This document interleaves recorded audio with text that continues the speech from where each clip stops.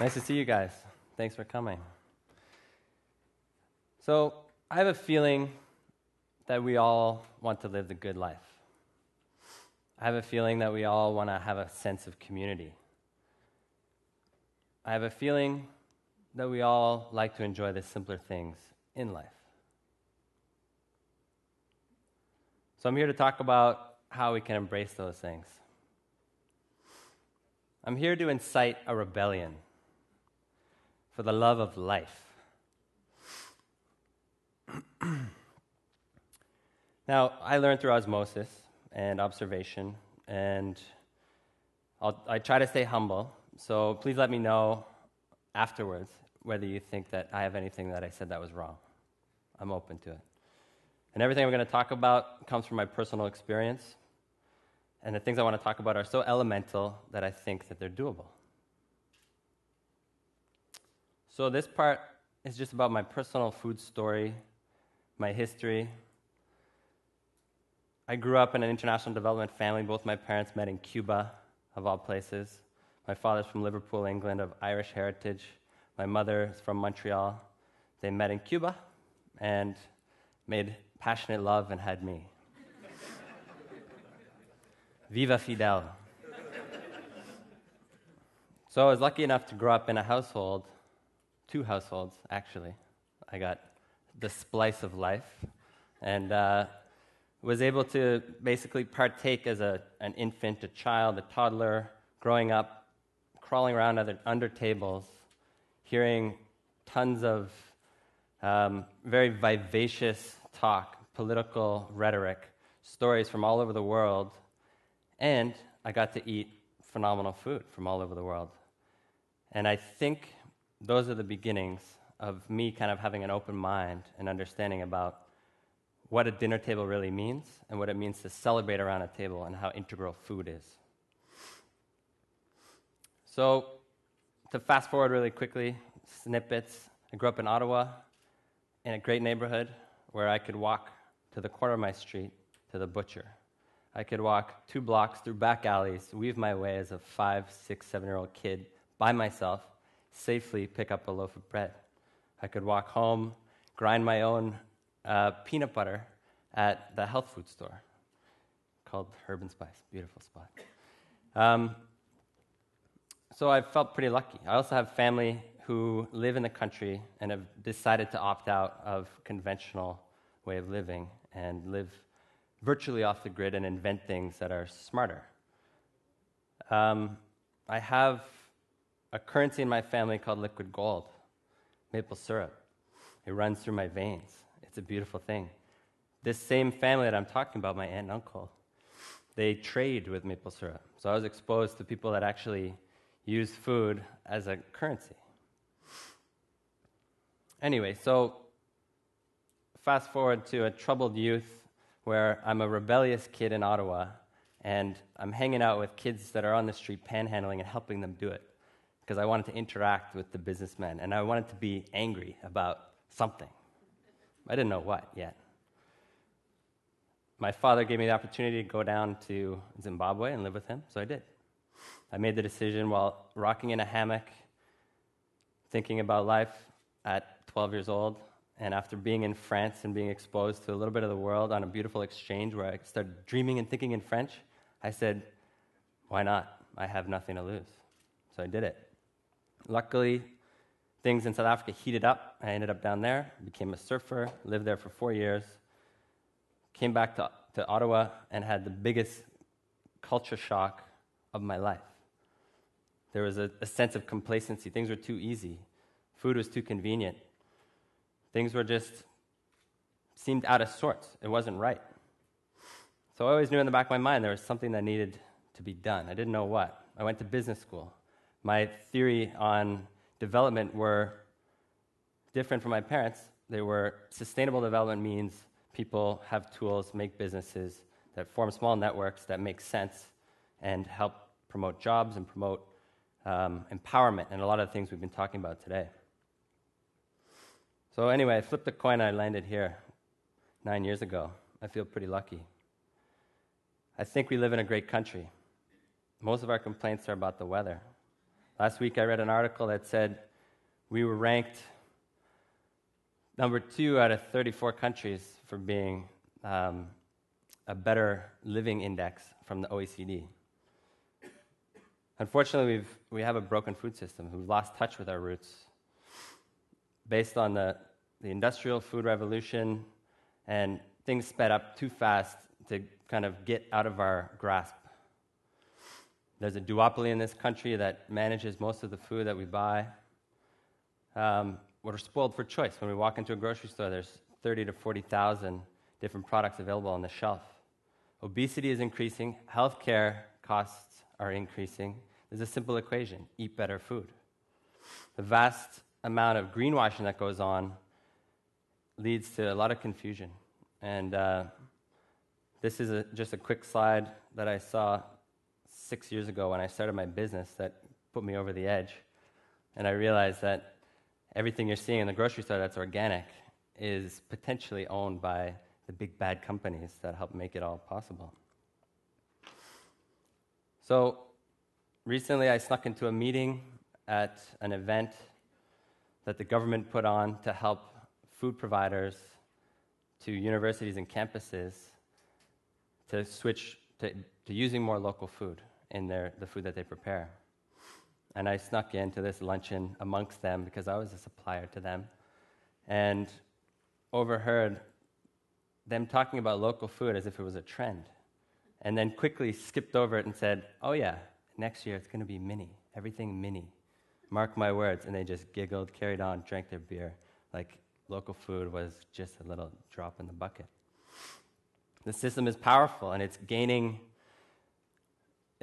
a lot of recognition. People are opening their eyes. We're starting to gain a little bit of societal consciousness. We know too much now to be complacent.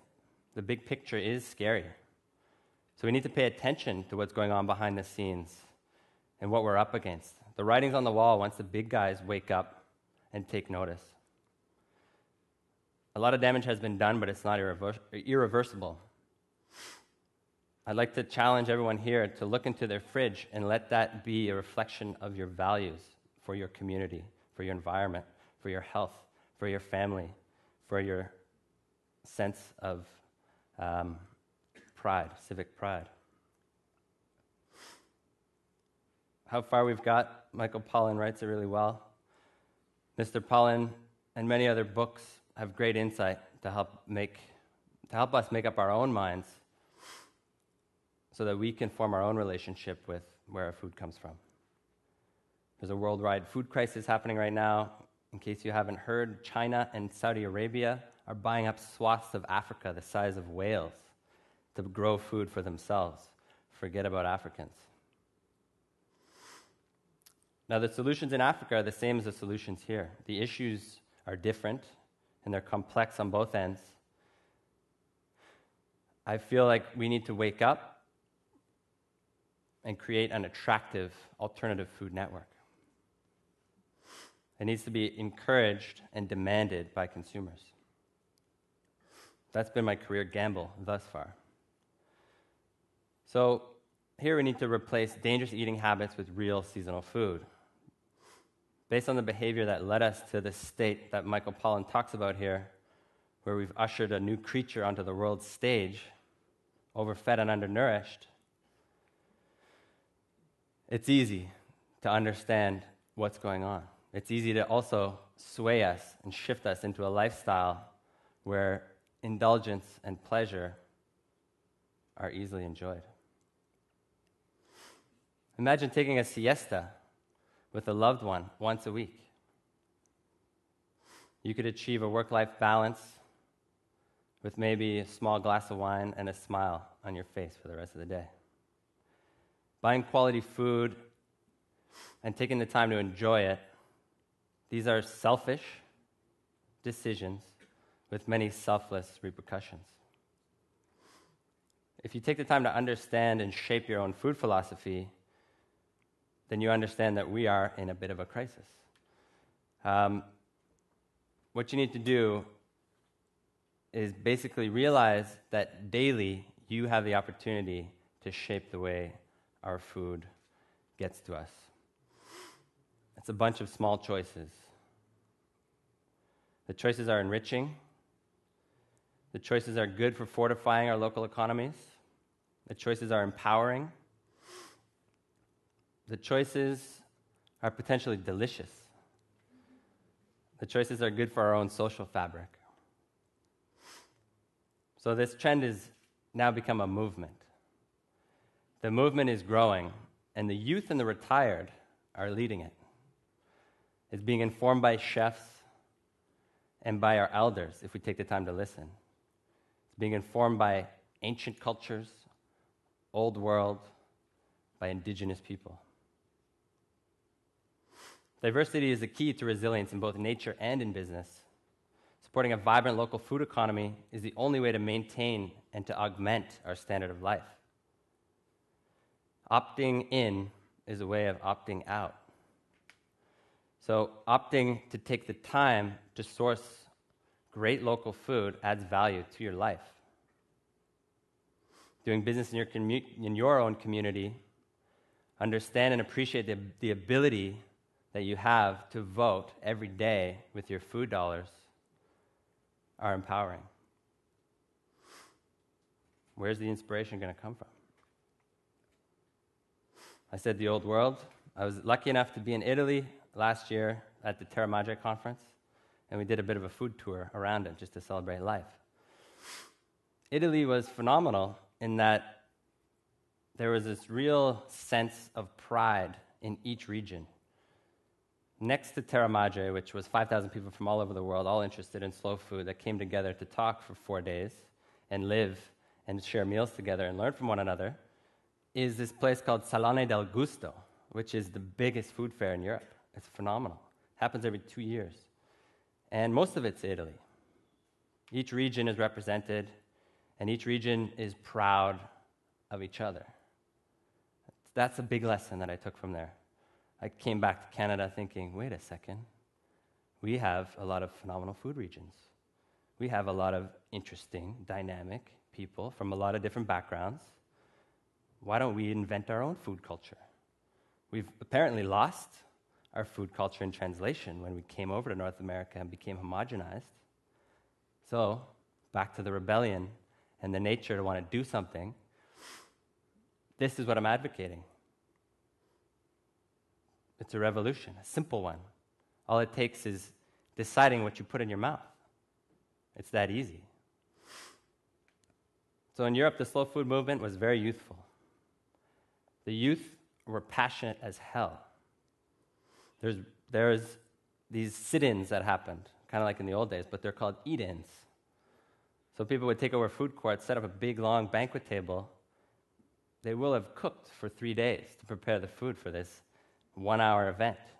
All the youth and everyone that they invite would sit at the table and they would join in a celebration around a big dinner table, just to celebrate life and to get to know strangers in their community.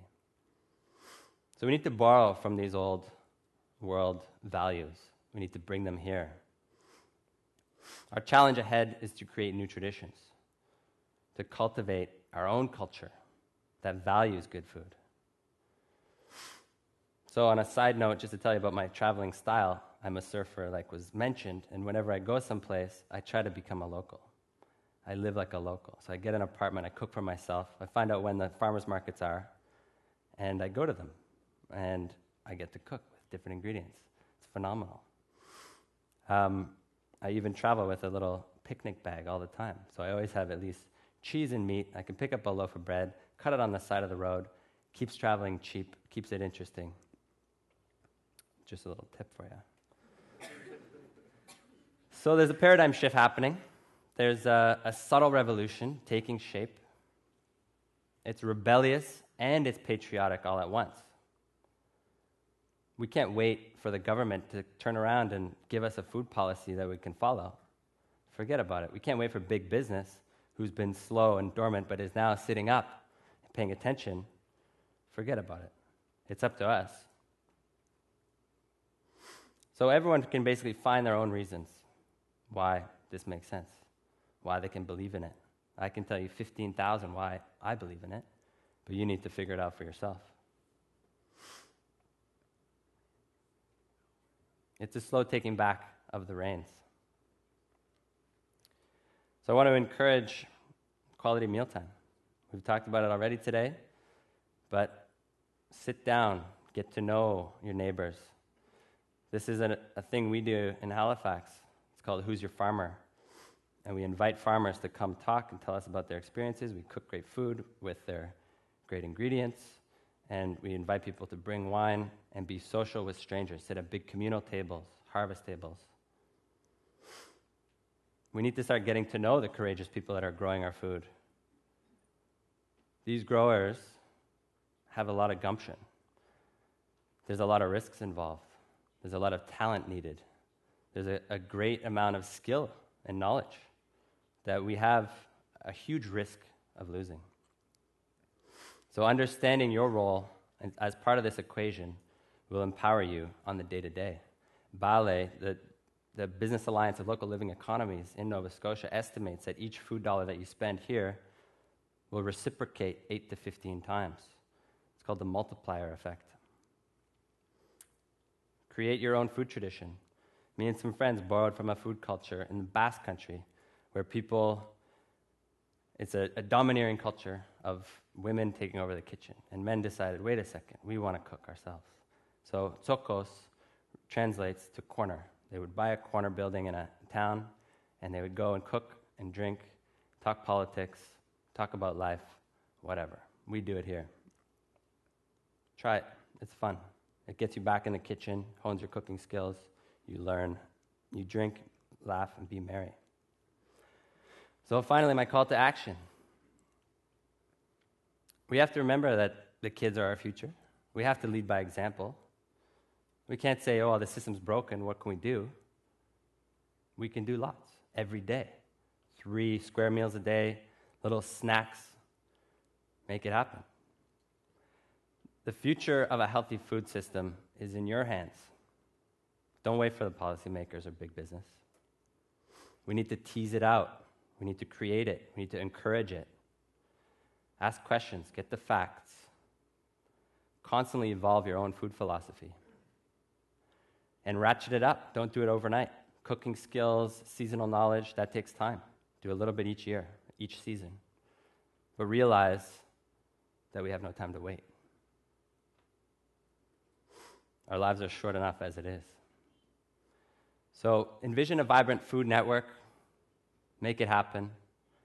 Open your fridge and feel good about it. I challenge you. Thank you.